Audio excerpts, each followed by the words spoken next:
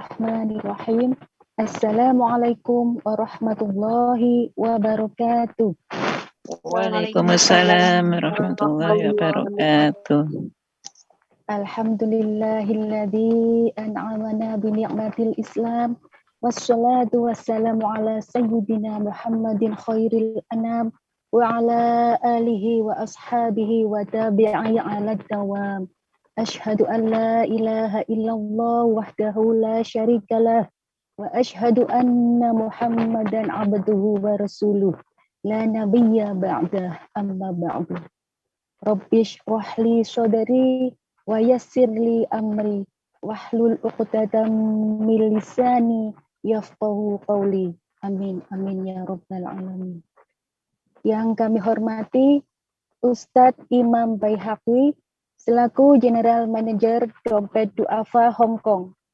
Yang kami hormati Ustadz Fauzan Akbar Daulay sebagai narasumber beserta sahabat-sahabat yang ikut kajian online MPO Madrasah Perantau Online dimanapun berada.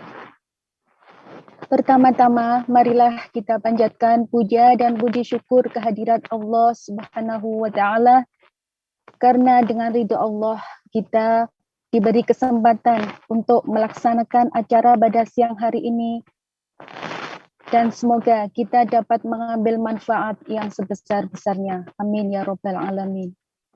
Yang kedua, sholawat serta salam senantiasa kita curahkan kepada junjungan kita Nabi Agung Nabi Muhammad Sallallahu Alaihi Wasallam yang telah membawa kita dari zaman kegelapan, zaman jahiliyah menuju zaman yang terang benderang, zaman yang beradab.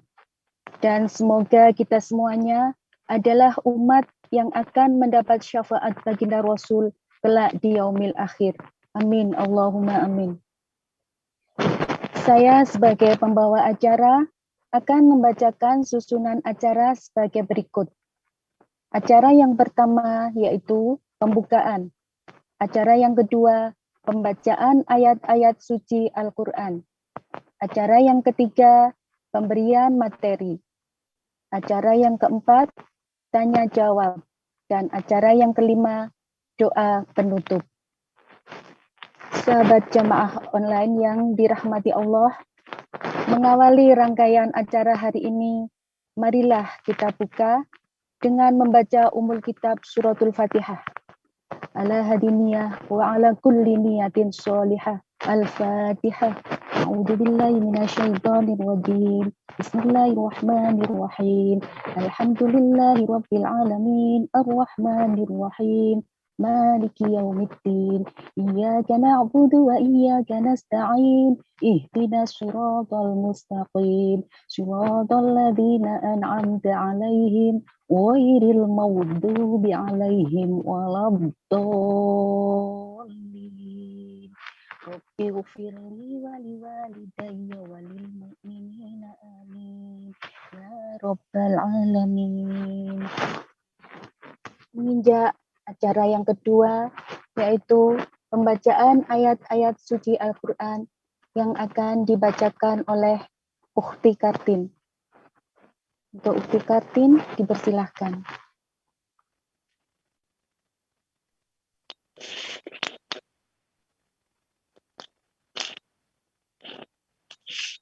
Assalamualaikum warahmatullahi wabarakatuh. Waalaikumsalam. A'udzu billahi minasyaitonir rajim. Bismillahirrahmanirrahim.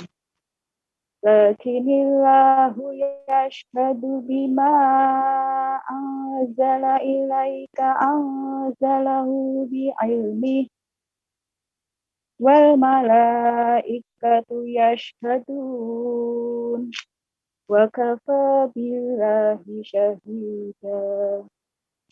Innal ladzina kafaru wa saddu an sabilillahi qad dallu dalalan ba'ida.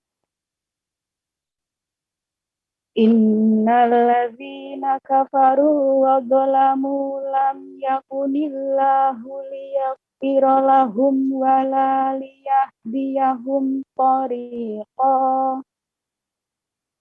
illa tariqa jahannama khalidina fiha abada wa kana dzalika 'alallahi yasira. Ya ayyuhan nasu qad ja'akumur rasulu bil haqq qad ja'akumur rasulu bil haqqi mir aminu khairal lakum fa inna lillahi ma fis samawati wal ardh wa kana Allahu aliman hakima. Ya ahlal kitab la taghlu fi dinikum wa la taqulu 'ala Allahi illal haqq. Innamal masihu Isa ibnu Maryam rasulullahi wa kalimatuh alqaha ila Maryam wa ruhum minhu fa aminu billahi wa rusulihi wa la taqulu salasah intahu khairal lakum innamallahu ilahu wahid subhanahu ayyakuna lahu walad lahu ma fis samawati wa ma fil ard wa kafa billahi wakila. Shadaqallahul azim. Wassalamualaikum warahmatullahi wabarakatuh. Waalaikumsalam warahmatullahi wabarakatuh. Alhamdulillah, shadaqallahul azim wa shadaqallahu rasuluhul karim wa nahnu ala dzalika minasyahidin. Semoga Allah senantiasa memberikan pahala bagi pembaca dan yang telah mendengarkan. Amin ya rabbal alamin. Teman-teman sekalian, acara ini juga disiarkan secara langsung melalui Facebook dan juga rekamannya akan diupload di YouTube Dompet Duafa Hong Kong. Jangan lupa untuk like fanpage Facebook Dompet Duafa Hong Kong dan juga subscribe atau berlangganan YouTube Dompet Duafa Hong Kong News untuk mendapatkan update informasi-informasi bermanfaat dan juga kajian-kajian yang diselenggarakan Dompet Duafa Hong Kong.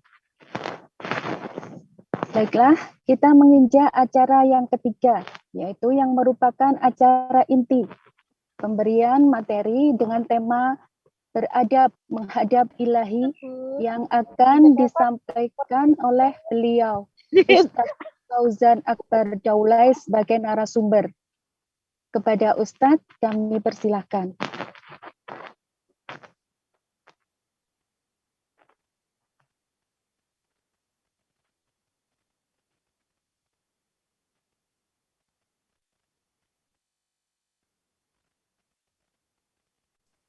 Assalamualaikum. Maaf ya Ustadznya izin sebentar lagi baru gabung. Monggo yang mau ngisi sholawat sambil menunggu Ustadz ya. Ya izin sebentar ya, sabar menunggu ya teman-teman. Monggo teman-teman yang sholawat.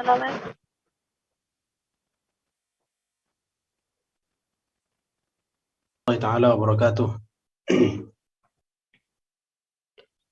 Waalaikumsalam warahmatullahi wabarakatuh. Sudah bisa dimulai Ibu? Ya Ustaz. Oke. Ya Ustaz, monggo. Bismillahirrahmanirrahim. Alhamdulillahilladzi ja'ala fis sama'i burujan wa ja'ala fiha sirajan wa qamaran munira. Asyhadu an la ilaha illallah wahdahu la syarika lah wa asyhadu anna sayyidana Muhammadan 'abduhu wa rasuluhu la nabiyya ba'dah. Allahumma salli wa sallim ala sayyidina wa habibina wa syafi'ina Muhammadin sallallahu alaihi wasallam wa ala alihi wa sahbihi ajma'in, amma ba'du. Ibu-ibu yang dirahmati Allah Subhanahu wa taala, alhamdulillah pada siang hari ini kita berkumpul dalam majelis online ini. Mudah-mudahan niat kita untuk mendapatkan ilmu pancaran nur daripada Nabi Sallallahu Alaihi Wasallam melalui kitabnya para ulama, Allah Subhanahu Wa Taala memberkahi daripada kehidupan kita. Ibu-ibu yang dirahmati Allah, kajian kita adalah bagaimana kita beradab ketika menghadap Allah Subhanahu Wa Taala. Ilah, ya, artinya adalah Tuhan. Alihatun, Tuhan-Tuhan yang banyak. Ilah, Tuhan. Ilahi artinya Tuhanku. Hadirin rahmati Allah, perlukah kita ketika menghadap Allah Subhanahu wa taala dengan menggunakan adab? Diibaratkan jikalau, Bu, kita diberikan sesuatu. Ada seorang raja ada seorang raja yang dia diberikan hadiah oleh rakyatnya. Hadiahnya apa? Jadi di sini diceritakan. Jadi Bu, yang kitab yang kita gunakan insya Allah ini kitabnya namanya Fawaidul Mukhtarah. Sebentar.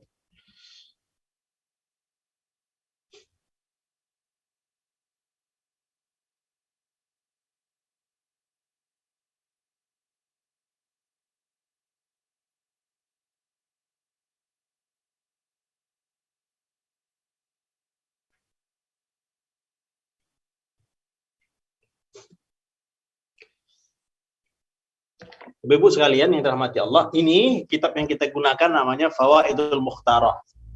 Ini kitab dikarang oleh ditulis oleh Syekh Ali bin Hasan Baharun, termasuk keturunan Rasulullah juga. Nah, beliau menceritakan bahwa ada seorang raja yang diberikan oleh seseorang hadiah. Hadiahnya itu apa? Hadiahnya adalah hamba sahaya, budak, yang mana budak itu dia tidak bernyawa, budak mati. Budak yang sudah meninggal diberikan kepada si raja. Itu hadiah yang pertama. Si raja mendapatkan hadiah berupa seorang hamba yang hambanya adalah mati, meninggal. Yang kedua, si raja juga diberikan hadiah. Apa hadiahnya? Dia diberikan hamba sahaya juga. Khadim, budak. Namun budak tadi itu terpotong tangannya. Buta matanya. Sehingga apa? Hadiah tersebut tidak bermanfaat. Kira-kira kalau seorang raja diberikan hadiah yang model-model seperti ini, apa yang terjadi pada orang yang memberikan hadiah? Tentulah orang yang memberikan hadiah itu akan kena hukum oleh sang raja. Ini nggak cocok nih. Itu namanya apa? Penghinaan. Ada, Bu, kain elap yang buruk. Kain elap yang buruk, kita bungkus jadi kado. Kemudian kita kasih hadiah ke pengantin. Kira-kira itu bentuk memuliakan atau merendahkan? Kain buruk nih. Udah hitam. Bau lagi. Maka yang rahmati Allah Subhanahu wa taala, begitulah perumpamaan yang ditulis oleh Syekh Ali bin Hasan Al-Baharun ini, bahwa orang yang dia ketika sholatnya dia tidak beradab kepada Allah, itu ibarat seperti kita melemparkan kain lap kepada Allah. Ini orang tidak beradab. Maka dengan rahmat Allah Subhanahu wa taala, kita berusaha untuk mencapai bagaimana sholat kita lebih baik lagi, lebih bagus lagi. Banyak orang sekarang yang susah payah, yang dia berusaha sungguh-sungguh untuk memperbaiki dunianya. Aku mesti buat begini, manajemen seperti ini. Aku mesti buat struktur yang seperti ini agar bisnis dijalankan. Dia berusaha untuk memperbaiki dunianya. Bangun tidur hingga tidur kembali, yang difikirkannya bagaimana kemajuan dunianya. Tetapi dia tidak memikirkan ataupun dia tidak mau untuk memperbaiki sholatnya, hubungannya kepada Allah. Maka hadirin rahmati Allah, silakan dunia kita perbaiki, namun yang paling utama adalah kita memperbaiki hubungan kita kepada Allah Subhanahu wa taala. Nah, maka hadirin yang rahmati Allah, kita perlu untuk memperbaiki salat kita. Innas salata tanha 'anil fahsya'i wal munkar. Sesungguhnya salat itu mencegah perbuatan keji dan mungkar. Orang itu kalau ia salat dengan betul-betul, innas salata, lafaznya tuh Bu, itu pakai alif lam. Inna dengan as-salata. Bukan solata saja. Ada alif lamnya. Inna salata. Maknanya apa? Jadi dalam bahasa Arab itu memang tinggi kosakatanya, bahwa huruf-huruf itu dia bermakna. Maksudnya apa? Kita bukan hanya sekedar sholat. Bukan. Inna salata. Sesungguhnya sholat yang betul-betul, salat yang benar-benar sungguh-sungguh, tanha, dia akan mencegah daripada perbuatan yang keji dan mungkar. Maka banyak para koruptor juga salat, para koruptor juga baca Quran, tapi tetap juga korupsi. Kadang-kadang perampok juga, dia memang salat juga, tapi ya kok bisa merampok juga. Ada Bu, jadi di daerah Jakarta, ya di daerah Jakarta di Jawa sana, itu ada yang dia imam sholat. Imam sholat tapi kerjaannya apa? Nyuri. Jadi di masjid itu banyak mahasiswa-mahasiswa. Jadi ketika mereka mencarger HP, jadi silap mata imam ini. Penampilannya luar biasa. Namanya juga imam. Orang nggak nyangka. Setelah diteliti ternyata memang ialah yang mencuri daripada HP-HP tersebut. Maka hadirin rahmatullah subhanahu wa ta'ala, salat kita mau kita belajar untuk memperbaiki. Dari mana memperbaikinya? Daripada yang pertama, daripada wudhu kita. Ini kita akan baca kitab ini. Bismillahirrahmanirrahim. Ibu-ibu yang dirahmati Allah Subhanahu wa taala, sebelum kita membacakan kitab ini, maka kita hadiahkan Al-Fatihah kepada Assalamualaikum Ustadz, mohon maaf suaranya nggak kedengeran. Yang lain kedengaran nggak, Bu? Jelas Ustaz. Nggak ada suaranya. Cuma punya Mbak Isma saya gitu ya. Jelas banget. Kami jelas. Di sini jelas, semua jelas kok. Oke. Ibu-ibu sekalian, sebelum kita membacakan kitab ini, kita hadiahkan Al-Fatihah kepada beliau ini, Syekh Ali bin Hasan Baharun. Beliau termasuk ulama kontemporer dan beliau juga keturunan Rasulullah. Ila hadratin Nabi Mustafa Habibina Muhammadin sallallahu alaihi wasallam wa alihi wasallam. Khususan ila al-muallif rahimallahu taala Al-Fatihah. A'udzu billahi minasyaitonir rajim. Bismillahirrahmanirrahim. Alhamdulillah. Ar-Rahmanir-Rahim. Iyyaka na'budu wa iyyaka nasta'in. Ihdinas siratal mustaqim. Shiratal ladzina an'amta 'alaihim ghairil maghdubi 'alaihim waladdallin. Bismillahirrahmanirrahim. Man ahsanal wudu ahsanat salah wa man ahsanaha ahsanallahu umurahu dinihi wa dunyahu. Ibu-ibu sekalian, di sini beliau mengatakan bahwa siapa yang dia memperbaiki wudunya, ahsanal wudu. Siapa yang dia memperbaiki wudunya. Dia wudu, iya wudu. Tapi sempurna tidak. Siapa yang dia berusaha untuk menyempurnakan wudunya, ahsanas salah, maka sungguh dia telah memperbaiki salatnya. Jadi Bu, kita berwudu bukan sekedar wudu. Salat kita itu sudah dimulai. Kapan mulainya? Waktu wudu sudah dimulai. Maka ketika wudu, kita juga konsentrasi, khusyuknya itu sudah dimulai ketika wudu. Proses wudu itu sudah mulai kita masuk ke area salat. Maka siapa yang dia ketika wudunya diperbaikinya. Bahkan ada namanya Syekh Umar Al-Hasan Al-Haddad. Beliau itu ketika wudunya lama, Bu. Sampai 1 jam wudhu itu saja. Padahal kita kan biasa kadang 3 menit saja selesai. Bar selesai. Ini beliau sampai 1 jam. Kok begitu? Kok lama sekali beliau ini berwudhu? Beliau ketika berwudhu menyempurnakan wudhu-wudhunya. Sempurna betul. Sunnah-sunnahnya dibaca semua. Dalam keadaan jongkok, dalam keadaan wudhunya itu adalah dengan air yang tidak lebih daripada ukuran kalau kita sekedar air aqua.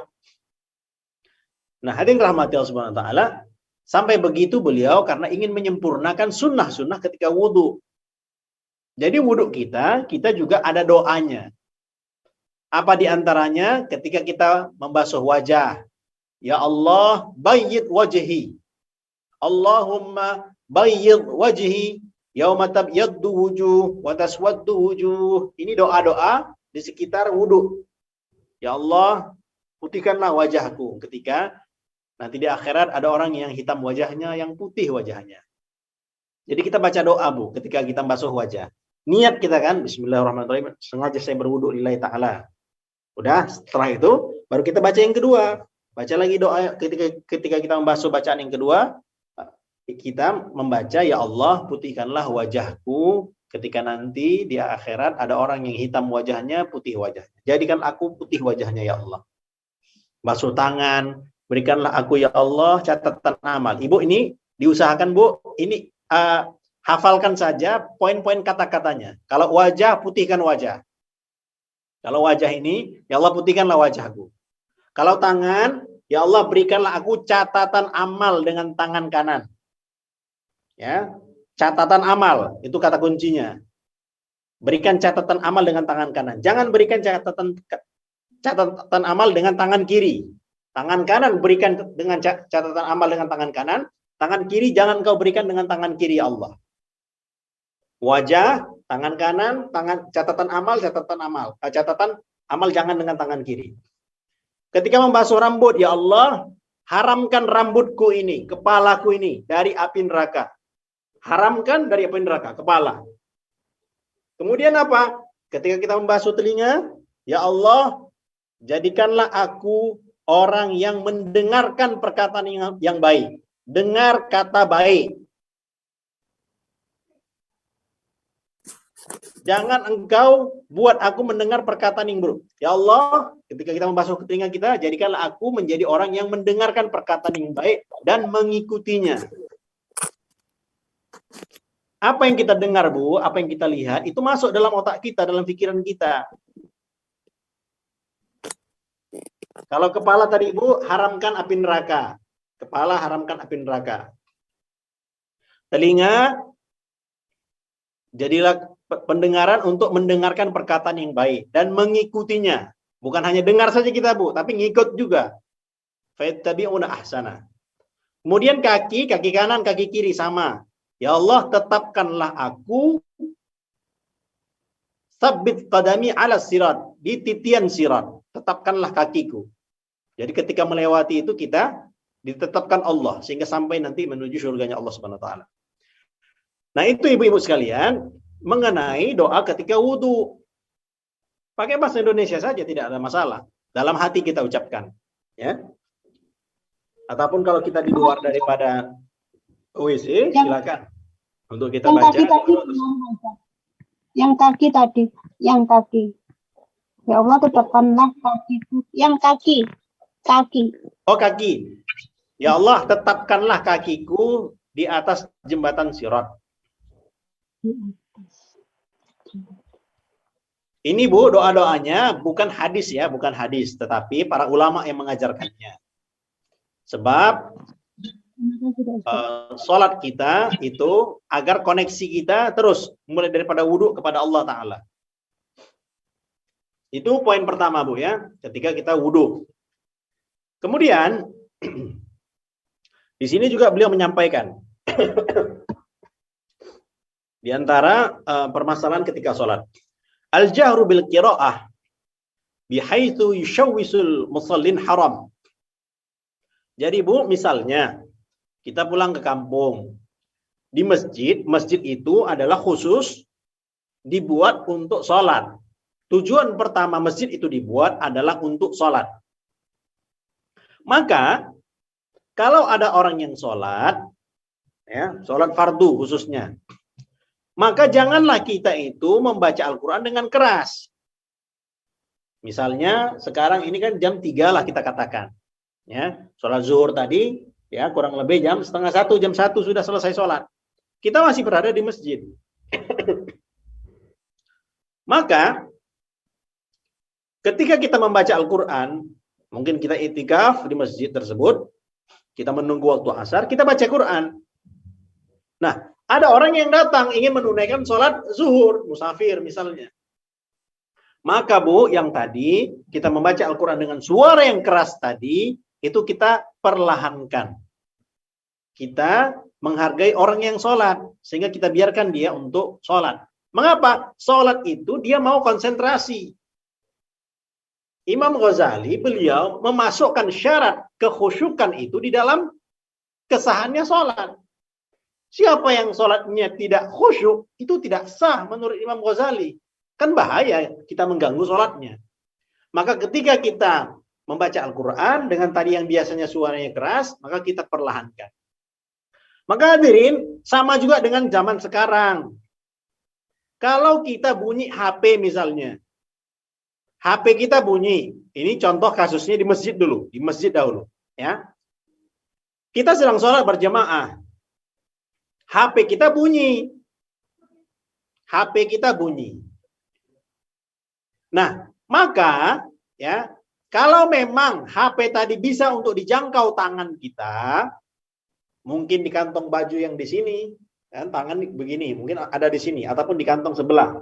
Kalau HP-nya bisa dijangkau oleh tangan, matikan HP-nya. Kalau HP-nya bisa untuk dijangkau tangan, maka matikan HP-nya. Mengapa? HP itu mengganggu sholat, khususnya sholat berjamaah. Bagaimana caranya? Tangan kita masih seperti ini, misalnya dalam kondisi berdiri. Maka ambil HP-nya. Gerakan pertama, 1. Ini misalnya 1, ambil HP-nya. Ambil HP-nya. Masih di kantong nih. Di kantong, ya, di dalam kantong misalnya. 1. Lihat, kemudian 2. Baru tekan mati. 3. Baru berhenti lagi, masukkan, selesai.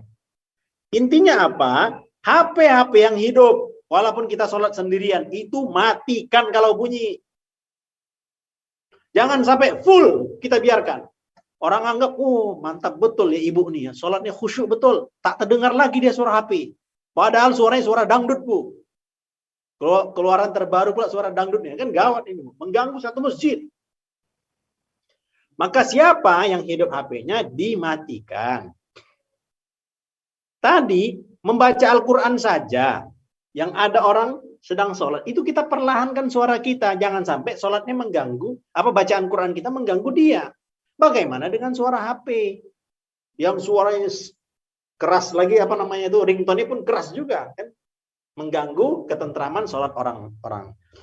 Jadi ada yang rahmatullah SWT, itu ketika kita di dalam sholat, usahakan dimatikan HP-nya. Dengan kita jaga pergerakan kita tidak lebih daripada 3 kali. Kemudian beliau juga menyebutkan, di sini ini berkaitan dengan sholat ketika perjalanan. Al-musalli jalisan fit ta'irah yajibu alaihi i'adah qat'an. Siapa saja yang dia sholat di pesawat dengan keadaan duduk. Siapa saja yang sholat dalam keadaan duduk di pesawat, maka hendaklah dia itu mengulangi sholatnya. Misalnya kita berada di atas pesawat, contohnya kurang lebih jam 7 malam misalnya. Ya. Sehingga maghrib kita tidak sempat mengerjakannya. Sebab nanti sampai di Indonesia misalnya kurang lebih nanti jam 11 malam misalnya. Maka kan kita tidak bisa melaksanakan sholat maghrib. Ya kalau boleh nanti di jamak takhir saja kalau boleh. Tetapi kalaulah dia memang ingin mengerjakan sholat di atas pesawat misalnya. Ya, dia kerjakan dengan cara duduk. Kalau dikerjakannya dengan cara duduk, maka ya sholatnya itu nanti diulang. Wajib dia mengerjakan sholat ketika itu, karena memang dia tidak niat jamak takhir. Dia hanya memang mengerjakan pada saat itu.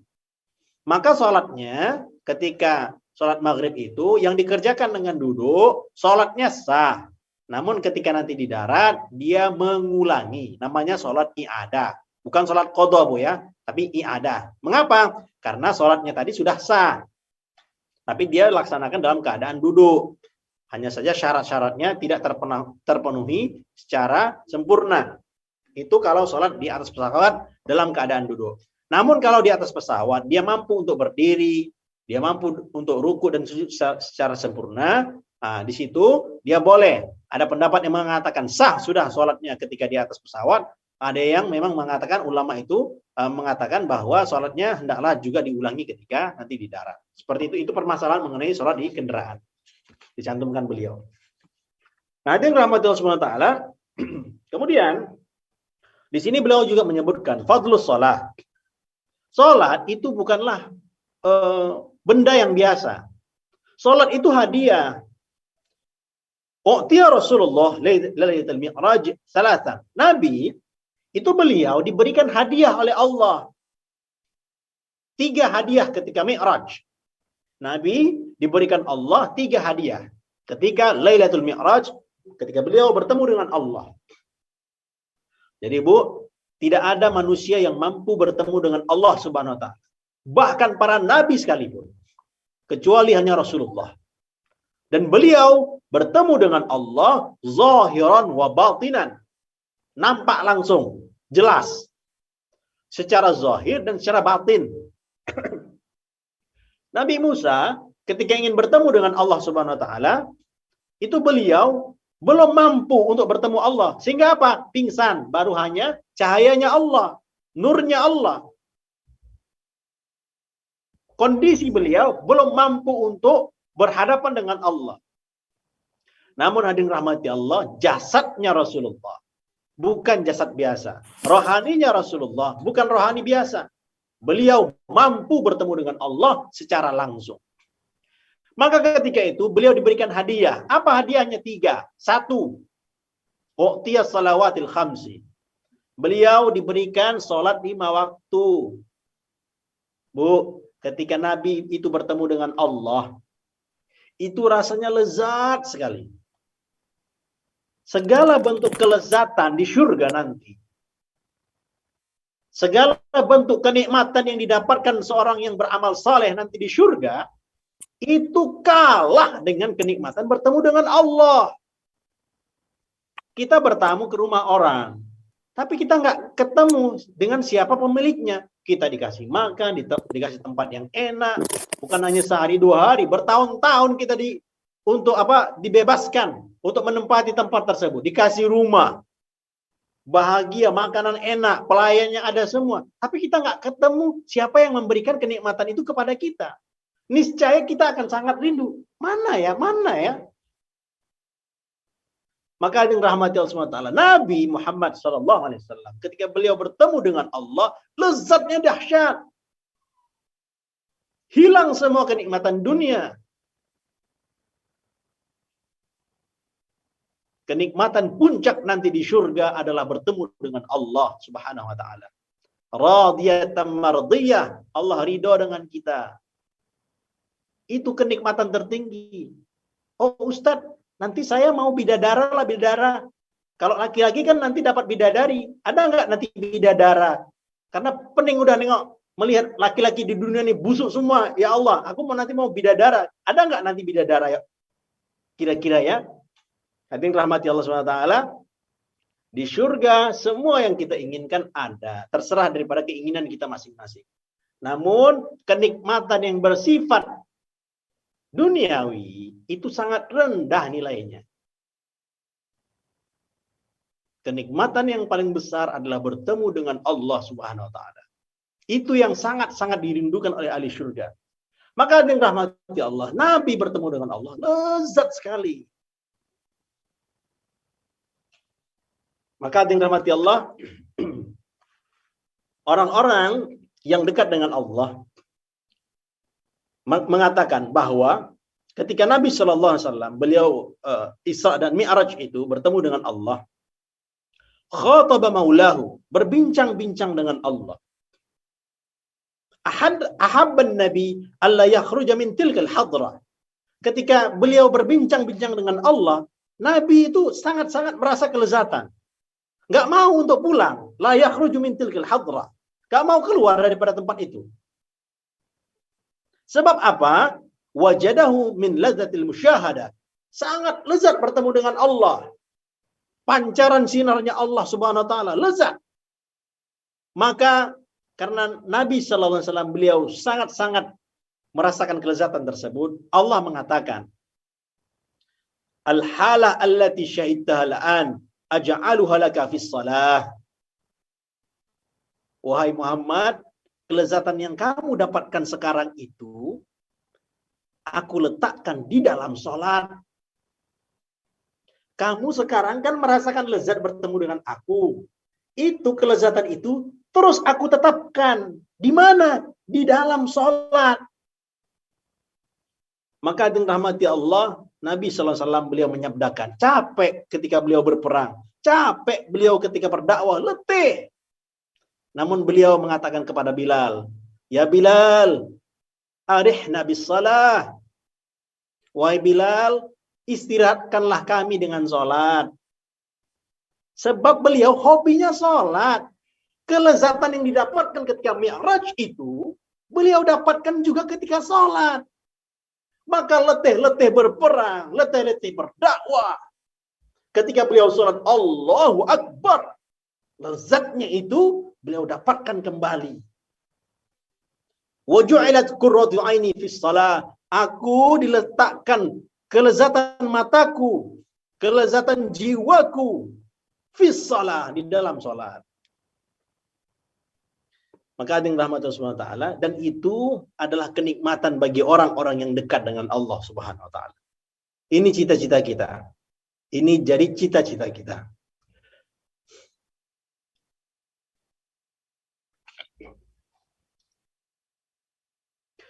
Hadirin rahmatullah Subhanahu wa taala, itu yang pertama.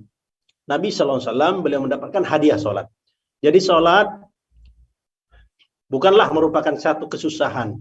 Nabi mendapatkan ini sebagai hadiah.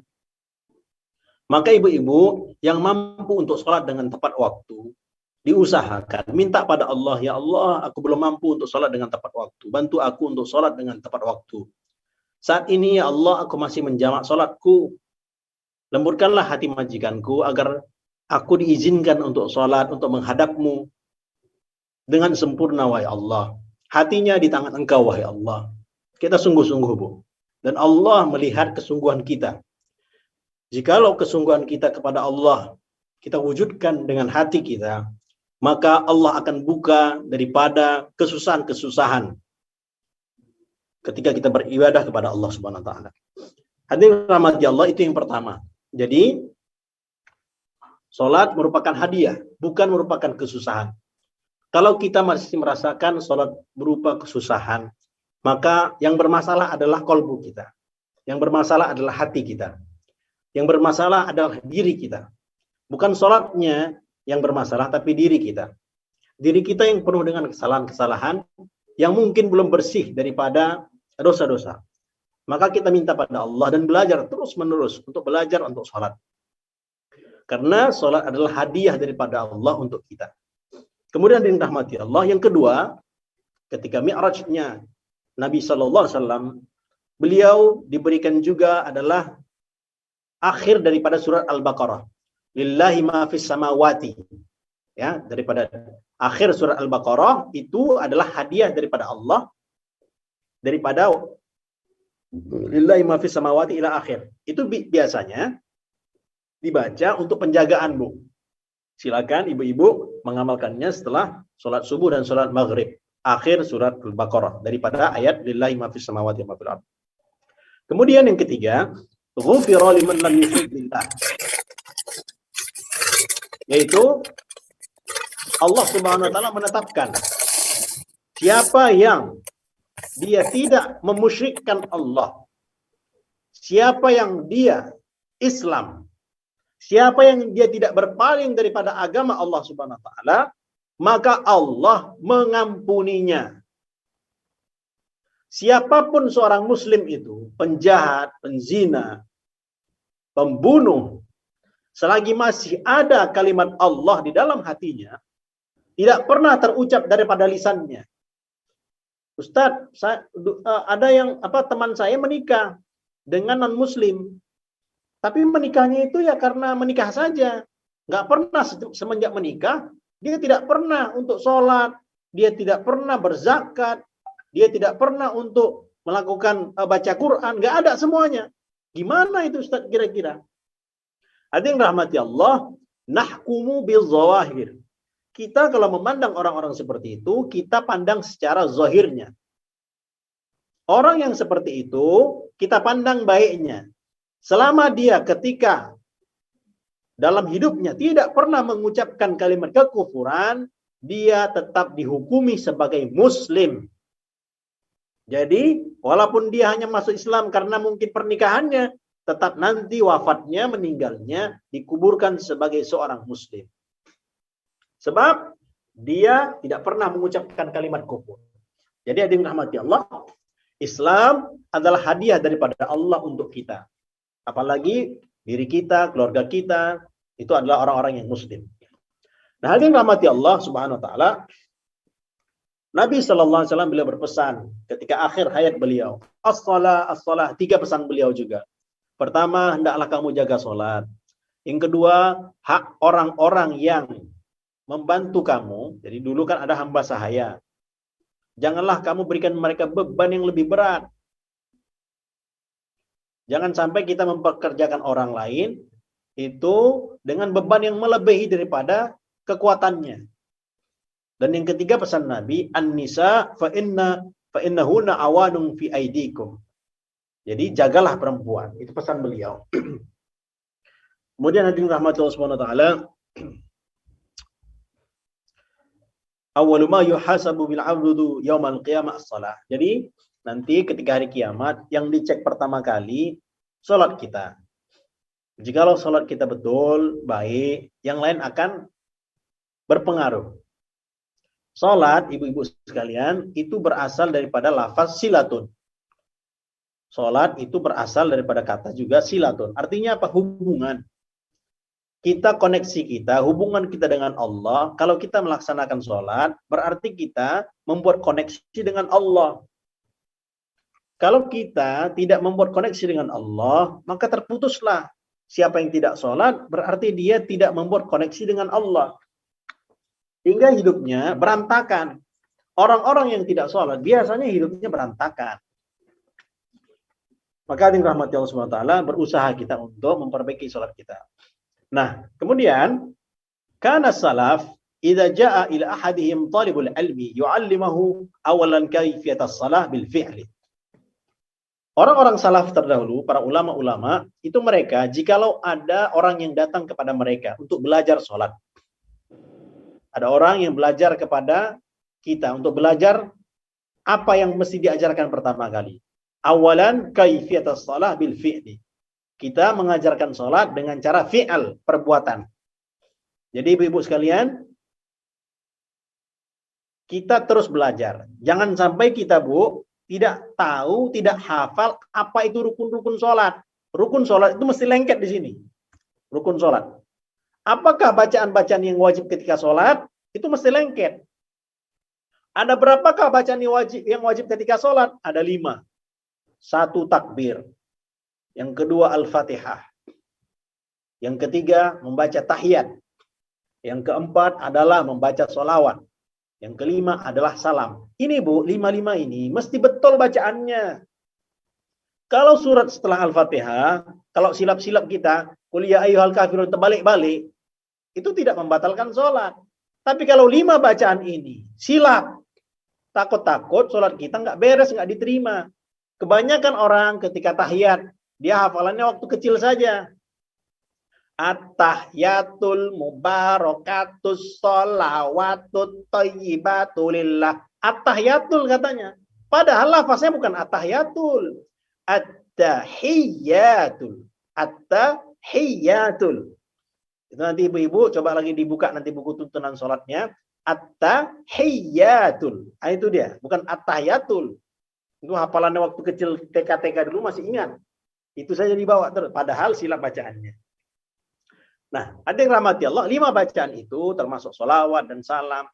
Allahu Akbar. Lafaz yang betul apa? A. Bukan O. Bukan Allah. Bukan Allahu Akbar. Bukan O. Tapi A. Allah. Allahu Akbar. A. Ya. A. Bukan O. Jadi hal-hal yang seperti itu terus kita pelajari. Terus kita berusaha untuk memperbaiki sholat-sholat kita. Ya, mungkin demikian. Mungkin ibu-ibu sekalian. Sementara mungkin di situ dulu. Jadi kata kuncinya apa? Siapa yang dia memperbaiki sholatnya, Allah akan memperbaiki hidupnya. Ya, siapa yang dia memperbaiki sholatnya, hubungan dia dengan Allah, Allah akan memperbaiki kehidupannya. Kita Bu, sekarang kita mau beribadah kepada Allah dengan kualitas, bukan hanya banyak saja. Liyabluwakum ayyukum ahsanu amala. Surat Tabarak itu bahwa Allah ingin melihat kita siapa yang paling baik amalnya. Bukan paling banyak amalnya. Bukan banyaknya. Tapi apa? Kualitas amalnya itu bagaimana? Maka kita sekarang berusaha apa? Memperbaiki amal. Memperbaiki sholat. Siapa yang dia memperbaiki sholatnya, ya, itu lebih baik daripada dia hanya sekedar memperbanyak sholatnya. Sholatnya bagaimana? Sholat yang berkualitas. Terus bagaimana kita mengetahui arti-artinya, arti dalam sholat itu bagaimana? Dipelajari sedikit-sedikit, Bu. Kita saja kadang membaca status, itu nggak terasa 1 jam. Kok kita kadang membaca arti Al-Fatihah saja, yang hanya mungkin 5 menit nggak sampai, kok kita kadang-kadang tidak berkenan. Jadi arti Al-Fatihah itu apa? Sebab apa? Ini, Bu, password kita. Ini kunci kita. Ketika kita mau membuka khazanahnya Allah. Kan masalah kamu banyak. Hutang kamu bertumpuk misalnya. Yang keluarga macam-macam. Karenah mereka. Itu kata kuncinya untuk membuka penyelesaian itu ada di dalam sholat. Kok kamu nggak mau? Maka yang dirahmati Allah. Terus kita berusaha mempelajari bagaimana kita memperbaiki hubungan kita kepada Allah.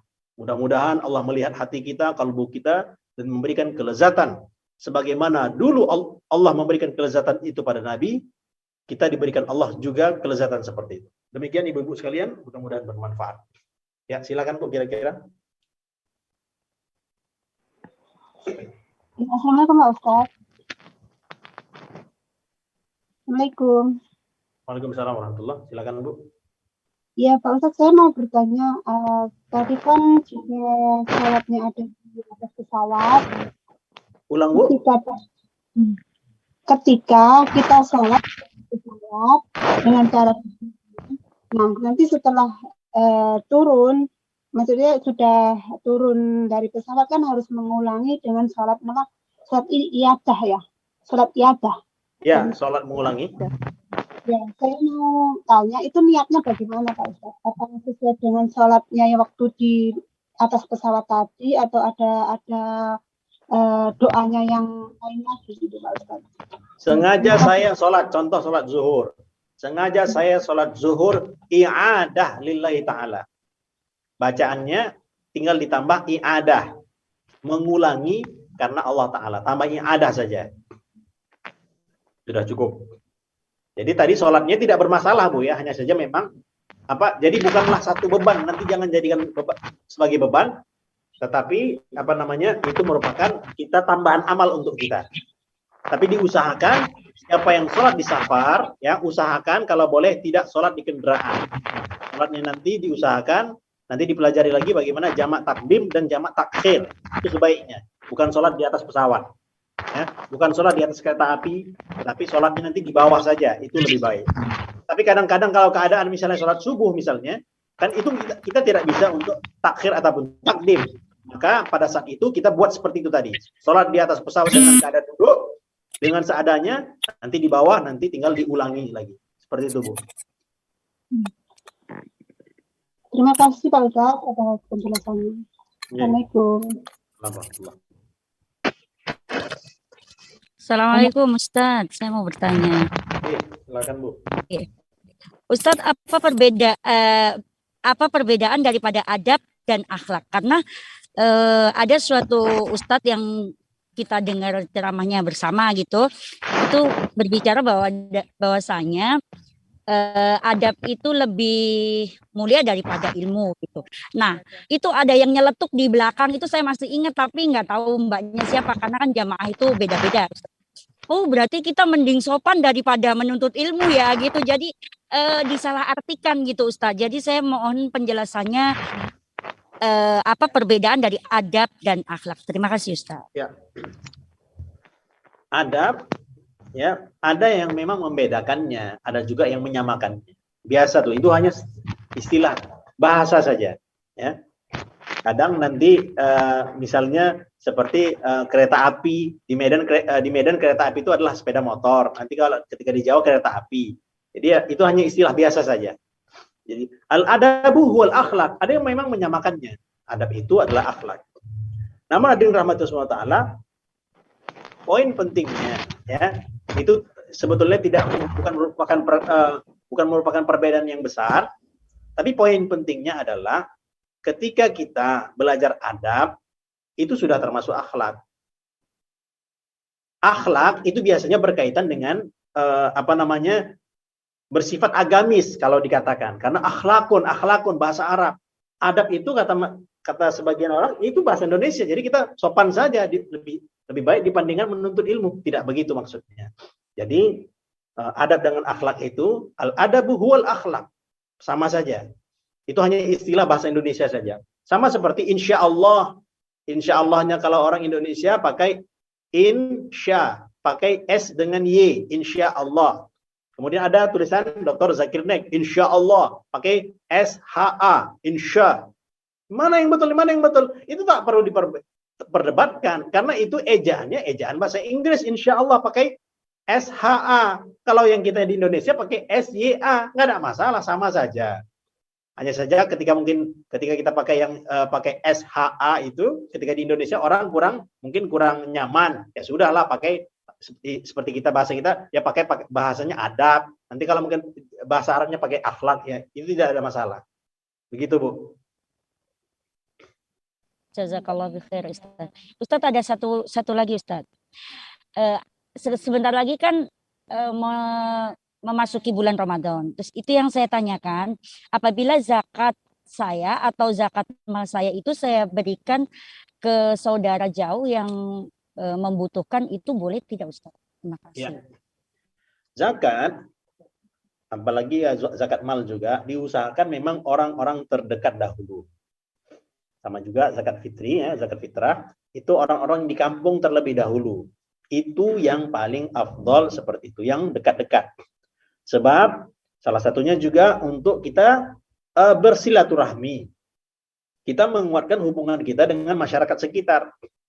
Ada orang kaya, rumahnya paling besar di kampung itu, tapi zakatnya di luar negeri, zakatnya di Afrika sana. Boleh saja, sah saja. Tetapi afdolnya dia di orang-orang di kampungnya, orang-orang terdekatnya. Mengapa? Karena bukan hanya harta yang diberikannya, tetapi untuk menguatkan hubungan mereka. Nanti dia akan dikenal, itu orang kaya, tapi pelitnya minta ampun tuh. Nggak kenal akhirnya antara si kaya dengan si miskin itu. Jadi hukumnya bagaimana? Sah hukumnya, tetapi lebih afdol memang orang-orang terdekat kita. Seperti itu Bu. Syukron Ustaz. Yeah. Silakan ibu-ibu yang lain. Assalamualaikum Ustaz. Waalaikumsalam warahmatullahi wabarakatuh. Ustaz, saya izin tanya, masalah sholat di pesawat itu wajib diulang lagi. Saya baru dengar ya Ustaz ya. Yang saya tanyakan kalau waktu itu sakit, nggak bisa jalan Ustaz, sholatnya sambil duduk. Dan alhamdulillah sekarang udah sembuh, udah bisa jalan kemana-mana, udah bisa melakukan sholat dengan berdiri.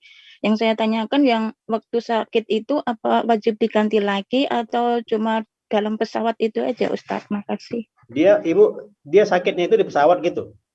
Boten, di rumah itu di rumah. gejala stroke gitu Ustadz. iya, Kan iya. sama duduk gitu. Yang saya tanyakan apa wajib diganti, kan udah sembuh, udah Ya. sehat. Itu beda kasus Bu ya. Itu yang tadi kan di pesawat, ini di rumah. Oh, Siapa yang dia sakit, ya, siapa yang dia sakit, kakinya mungkin tidak bisa berdiri, punggungnya mungkin sakit, sakitnya sakit parah ya, yang memang tidak bisa ditolerir lagi untuk berdiri. Maka bagaimana hukum sholatnya? Hukum sholatnya, kalau dia sudah menyempurnakan wudhunya, semua sudah lengkap, maka dan kemudian dia sholat dalam keadaan duduk, maka hukum daripada sholat duduknya tadi itu sah, sudah bisa, dan tidak perlu untuk diqadha. Tapi Ibu, perhatikan juga bagaimana tata cara sholat duduk ya.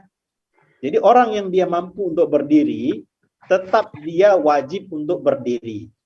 Bagian-bagian mana yang dia tidak mampu untuk menyempurnakannya, baru dia duduk. Contoh, dia mampu untuk berdiri, tapi dia tidak mampu untuk sujud. Ya, dia mampu untuk berdiri, tetapi dia tidak mampu untuk sujud. Sehingga sujudnya bagaimana? Sujudnya di atas kursi, dia duduk di atas kursi.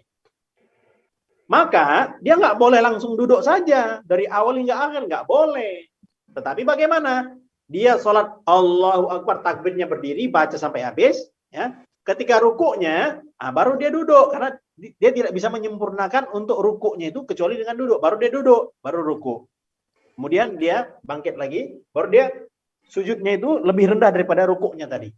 Jadi dipelajari lagi gimana cara dia sholat duduk. Kalau dia sudah melakukan itu semua, maka sholatnya sah, tidak perlu untuk diulangi. Begitu Bu. Terima kasih Ustadz. Waktu itu gejala stroke Ustadz, nggak bisa berdiri gitu, jadi sama duduk itu. Ya udah, kalau memang tidak bisa mampu semua, silakan. Oh, makasih Ustadz. Assalamualaikum. Assalamualaikum warahmatullahi wabarakatuh.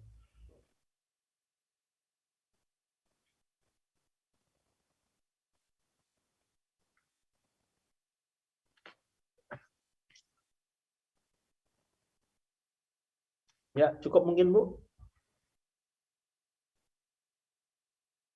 Monggo Mbak-mbak yang masih mau bertanya. Mbak MC-nya di mana? Alhamdulillah. Teman-teman masih adakah yang mau bertanya? Masih ada waktu? Silakan untuk bertanya. Maaf Pak Ustadz, ya Pak. Ini sedikit. Saya mau tanya tentang hukum sholat tadi kan ada 5. Hukum satu takbir, al-fatihah, at-tahiyatu, yang keempat tadi apa Pak Ustadz? Yang keempat. Yang terakhir salam. Satu takbir, yang kedua al-fatihah, yang ketiga tahiyat, yang keempat sholawat. Sholawat. Allahumma sholli ala Muhammad, itu paling rendah, paling bawah. Paling minimal kita ucapkan Allahumma sholli ala Muhammad. Ataupun sallallahu ala Muhammad pun boleh. Baru yang kelima salam. Oke. Ya, terima kasih Pak Ustadz. Yeah.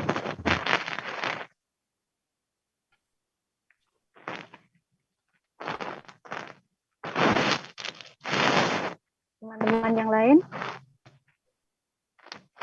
Silakan kalau mau bertanya.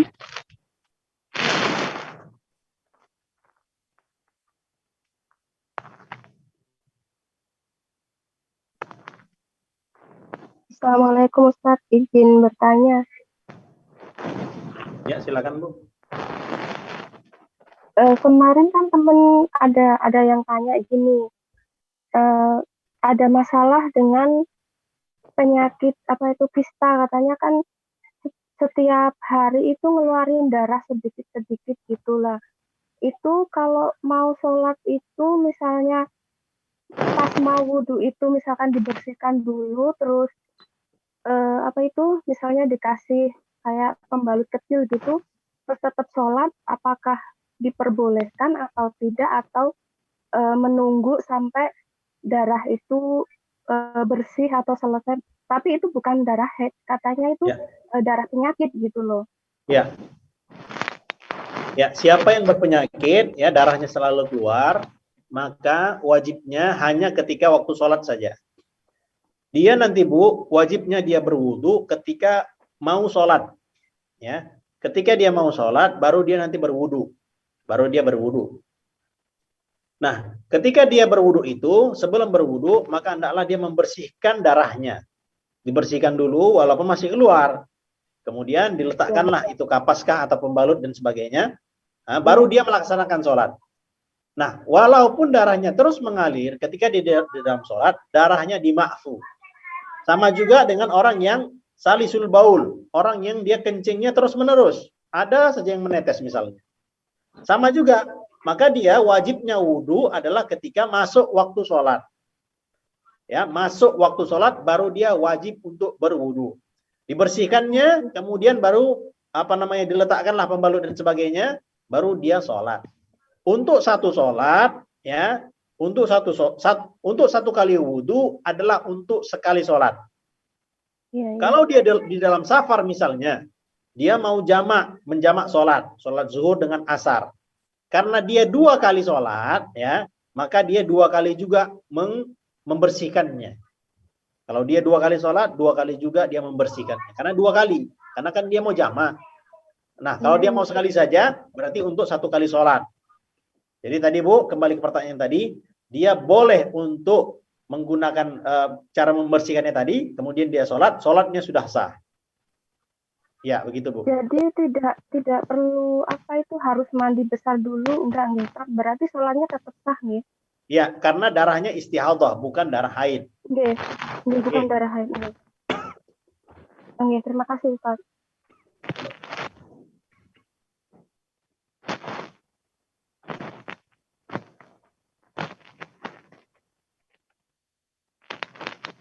Masih ada sedikit waktu teman-teman yang masih mau ada yang dipertanyakan.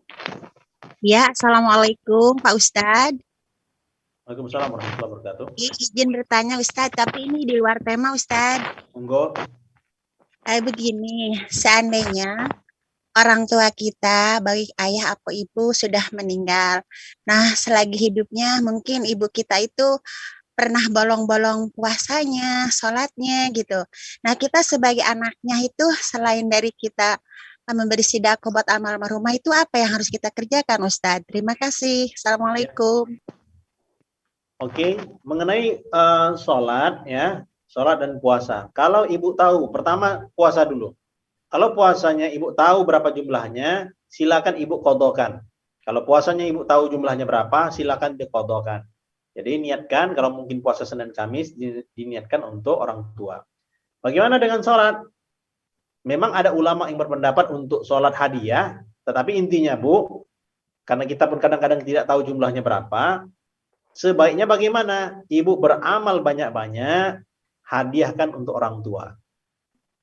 Jadi diniatkan, saya setiap malam Jumat misalnya, ataupun setiap hari nanti pada bulan Ramadan, saya niat sedekah. Sedekahnya itu untuk menutupi kekurangan-kekurangan ibadah pada orang tua. Jadi amal itu kita buat, hadiahkan untuk orang tua. Ketika nanti hari raya kurban, kita kurban. Yang berkurban kita, pahalanya untuk orang tua. Bukan kita atas nama orang tua, tidak. Atas nama kita, tetapi pahalanya ya Allah, aku persembahkan untuk orang tuaku. Jadi begitu Bu, niat banyak-banyak beramal dan hadiahkan kepada orang tua. Ya, begitu Bu.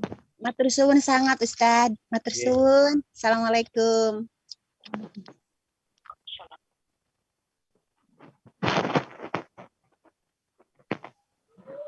Kan Ustadz nambah pertanyaan satu kali lagi tentang itu. Ada temen bilang gini, untuk masalah zakat fitrah itu katanya menyesuaikan di mana kita tinggal. Apakah benar? Kita kan di Hong Kong dengan nilai mata uangnya dolar. Sedangkan yang di Indonesia kan tetap uang Indonesia, itu bagaimana Ustaz? Ya, sebaiknya memang begitu Bu, menyesuaikan dengan apa yang kita makan hari-hari. Beras berapa yang kita makan, jadi itu yang kita keluarkan. Sebagaimana kita makan kebiasaannya berapa, itu ukuran itu yang kita bayarkan kepada lembaga zakat ataupun orang yang akan kita berikan zakat tersebut. Begitu Bu. Oh, nggih, aman.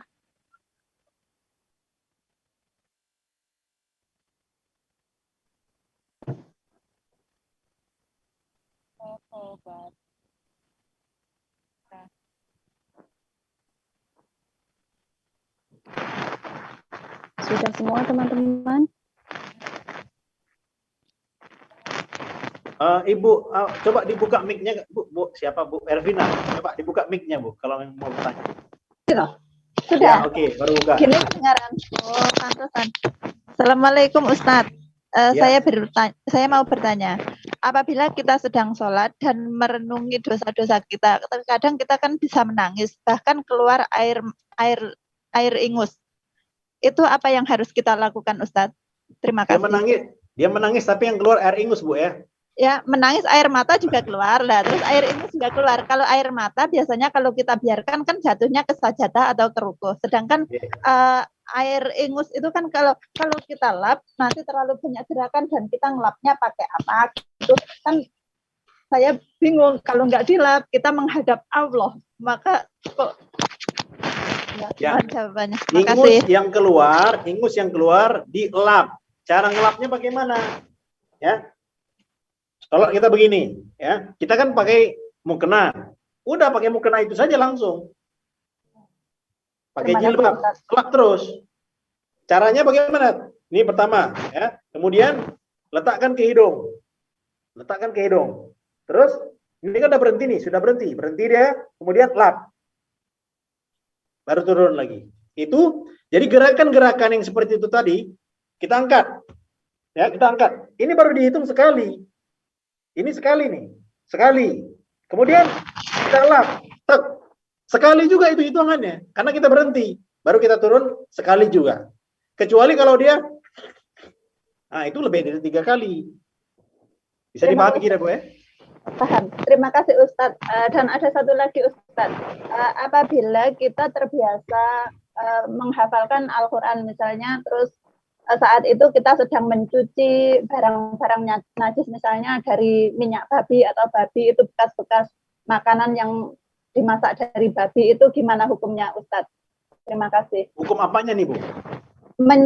Seumpamanya kita sedang menghafal Al-Quran. Iya enggak, hukum apanya? Wudhunya kah atau hukum perbuatannya? Kita sedang cuci piring, terus kita sedang melafatkan ayat-ayat Al-Quran yang sedang kita hafalkan gitu. Terus yang kita cuci itu najis dari babi. Hukumnya gimana Ustadz? Terima kasih.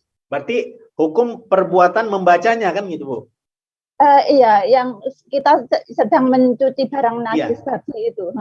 Ya, berarti hukum perbuatan membacanya dalam keadaan dia berkaitan dengan najis. Apa hukumnya? Hukumnya boleh-boleh saja, tidak ada masalah. Tetapi memang sebaiknya memang membaca Al-Quran itu di tempat yang mulia. Itu bab fadail saja, bab keutamaan saja. Karena kita sedang bekerja, melaksanakan pekerjaan kita. Maka tidak ada masalah kita kalau kita mau membaca Al-Quran walaupun kita sedang mencuci mughallazah. Ya. Dan wudhu kita itu tidak batal. Ibu-ibu yang memegang najis, mughallazah, najis babi, itu wudhunya tidak batal. Jadi tetap kita kalau memang membaca silakan dibaca. Paling tidak kita dengarkan murotal sambil kita mengulang-ulang, itu boleh-boleh saja. Iya, karena saya ini terbiasa kalau cuci piring itu menghafalkan ayat-ayat Al-Quran itu loh Ustadz. Dan itu sudah seperti kebiasaan. Jadi kayaknya tuh sulit sekali untuk kadang-kadang terlupa gitu. Ya udah. Terima kasih. Insyaallah.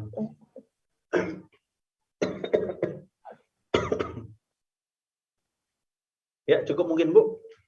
Cukup. Terima kasih. Assalamualaikum warahmatullahi wabarakatuh.